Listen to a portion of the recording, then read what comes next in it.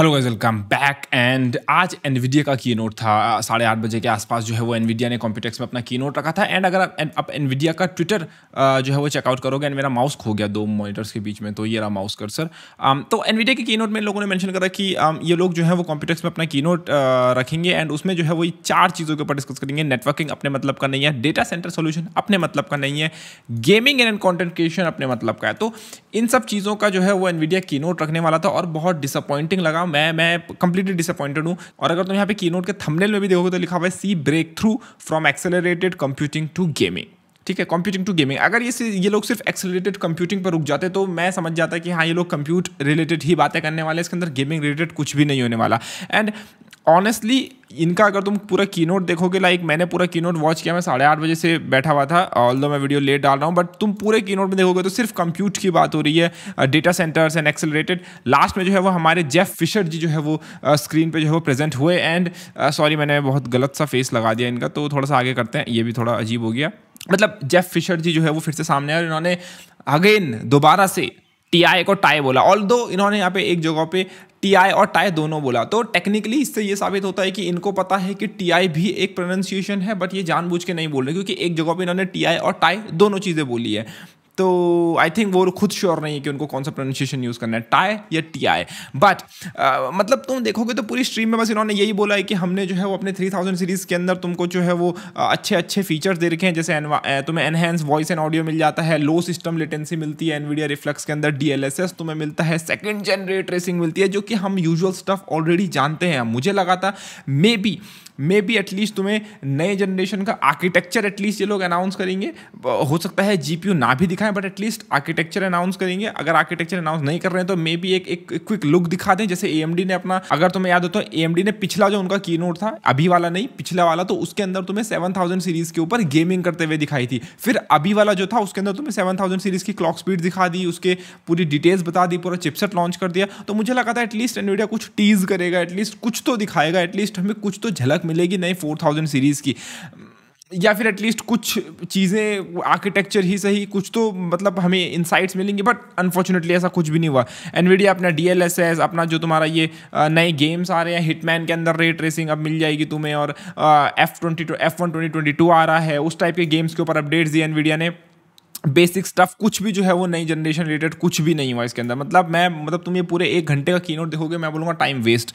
But इस keynote में एक खतरनाक चीज़ जो अनाउंस हुई, या फिर मैं बोलूँगा एक खतरनाक चीज़ जो आई, वो एनवीडिया की तरफ से नहीं आई, वो आई ASUS की तरफ से। और वो खतरनाक भी तुम उसे तुम्हारे ऊपर है कि तुम उसे डिफाइन खतरनाक की तरह करोगे या नहीं करोगे। और वो है ASUS का 500 हर्ट्ज वाला ये डिस्प्ले।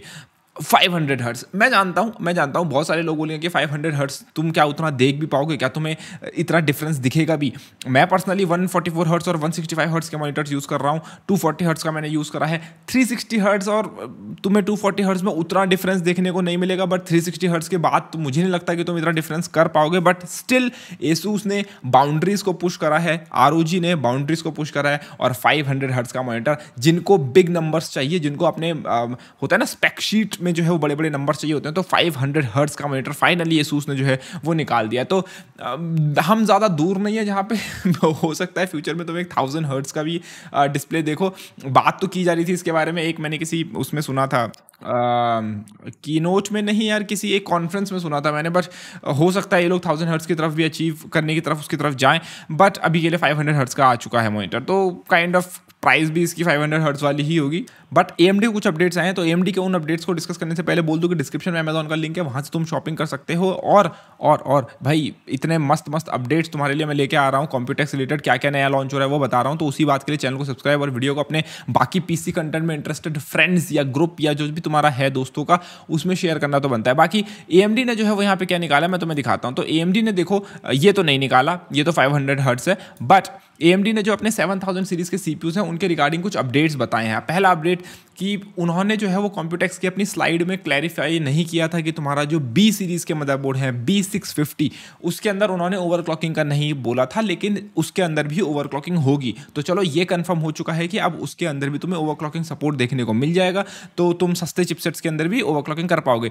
प्लस यहाँ पे ये भी बताया जा रहा है कि तुम्हारे जैसे कि X670E और X670 नॉर्मल वाला बिना E वाला 2 वर्जन्स हैं, वैसे ही B650 के भी एक B650E और एक नॉर्मल वाला B650, ऐसे ही 2 वर्जन्स लॉन्च होंगे। तो एक ज़्यादा ही अफोर्डेबल होगा और एक E एक्सट्रीम वाला, तो काइंड ऑफ ये उस टाइप का होगा।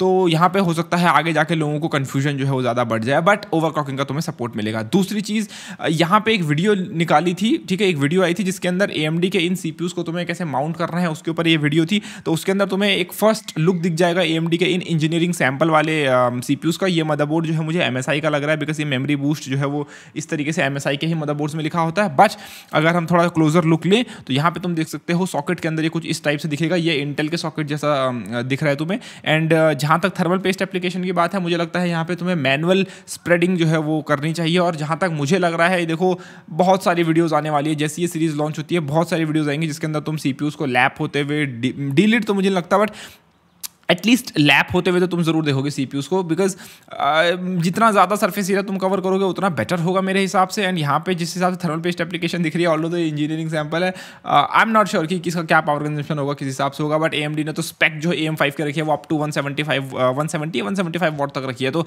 लेट्स सी बाकी CPU का क्लोजर लुक अगर तुम देखोगे तो यहाँ पे तुम देख सकते हो AMD इंजीनियरिंग सैंपल, हल्का हल्का बहुत तुम्हें दिख भी नहीं रहा होगा उतना लिखा हुआ है यहाँ पे। एंड ये एक क्लोजर लुक है, इस टाइप का तुम्हारा CPU जो है वो दिखने वाला है। बाकी ये तुम देख सकते हो, ये है तुम्हारा सॉकेट जिसके अंदर तुम्हारे वो CPU लगेंगे, ये है तुम्हारी पिंस, ठीक है। एंड इस तरीके से देखो तुम्हारे नॉचेस तुम्हें अलाइन करनी है, इस टाइप से तुम CPU को लगाओगे। एंड ये रहा AMD का इंजीनियरिंग सैंपल, यहाँ पे तुम क्लियरली इसको पढ़ सकते हो, इस टाइप से कुछ दिखने वाला है। एंड CPU जो है वो काइंड ऑफ स्क्वायरिश शेप का है, स्क्वायर टाइप के शेप का है।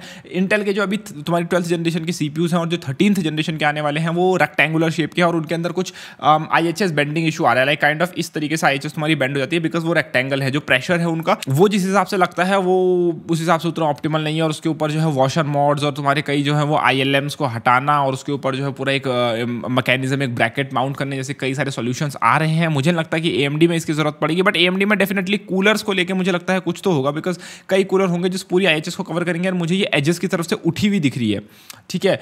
तो और वो उठी हुई इसलिए होती है बिकॉज तुम्हारे शोल्डर बीच में होता है, एंड टेम्परेचर डिफरेंस एंड बहुत सारी चीज़ें इसके ऊपर जब लॉन्च हो जाएगा जब बात करेंगे। बट कुछ तो होगा, ठीक है, इसको लेके। तो ये थे कुछ फर्स्ट लुक CPUs के, तुम देख सकते हो। बाकी तुम्हें वीडियो कैसी लगी, अपडेट्स तुम्हें कैसे लगे, वो सब चेकआउट करना ना भूले। कॉर्सेर हमारा फेवरेट ब्रांड लैपटॉप निकाल चुका है, तो वो एक खतरनाक चीज़ है। बाकी वीडियो को लाइक शेयर सब्सक्राइब, धन्यवाद, टेक केयर गाइस।